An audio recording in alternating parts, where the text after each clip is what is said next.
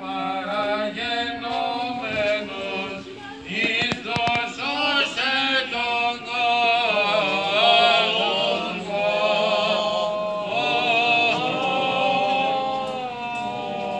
Δεν διδεόμεθα υπέρ του ευσεβούς ημών έθνους πάσης αρχής και εξουσίας το κράτη και την ίσο ημών, που καταξηράν θάλασσαν και αέρα φιλοκλήστου ημών στρατού, κράτους νίκης διαμονής υγείας εμπειρίας αυτών και υπέρ του Κύριου των Θεών ημών, επιπλέον συνεργήσε, κατεβοδώσε αυτής εν πάση και υποστάξε υπό το κράτος αυτών, πάντα εχθρών και πολέμιων.